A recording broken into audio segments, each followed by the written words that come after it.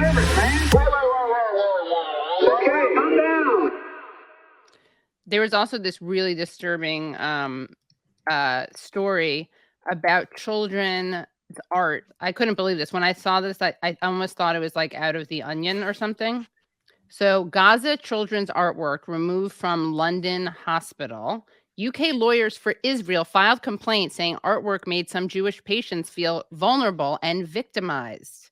A London hospital has taken down a display of artwork designed by Palestinian school children from Gaza after complaints by a British pro-Israel charity. According to a statement by UK lawyers for Israel, the hospital was compelled to remove the artwork following a complaint by the NGO on behalf of a number of Jewish patients, quote, who said they felt vulnerable and victimized by the display, end quote. The artwork contained a display of decorated plates along with illustrations of their significance.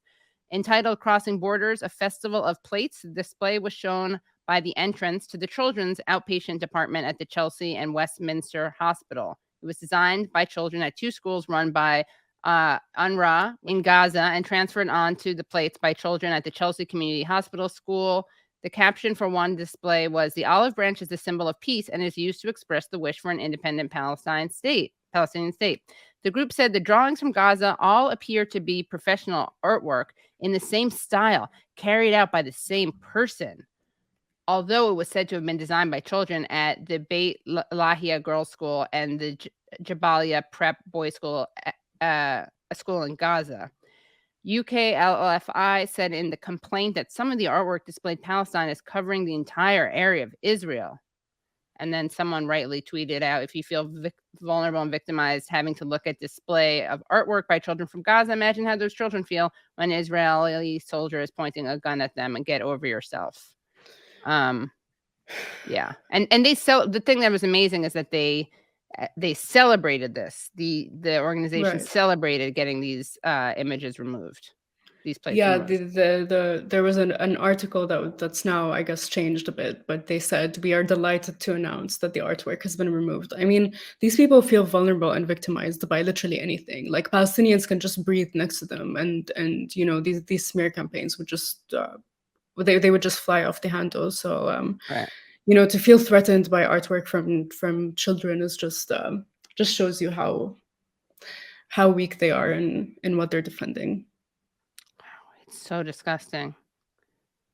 It's really disgusting. I mean, they actually had a press release, as you said, celebrating this.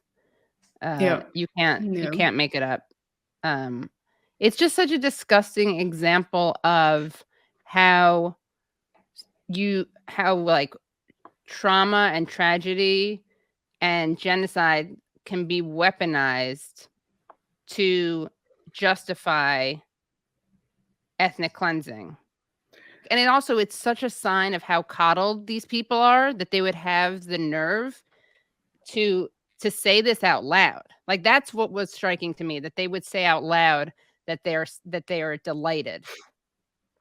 You know, like, you think that they would say that behind closed doors, but they're so used to being able to successfully vilify Palestinians and present all Palestinians as evil or just like terrorists waiting to happen, that they actually just say this stuff. Yeah, I mean, they say the most ridiculous things. If you want to talk about feeling vulnerable and victimized, just a few months ago, I mean, referring to that tweet just a few months ago, there was a child who was chased by an Israeli occupation soldier, and his heart literally stopped beating, and he was 7 years old, and he died. Right. And so, you know, his body, out of fear, literally stopped functioning. And so that's vulnerability. Having art drawn by children from Gaza is not victimization of any kind.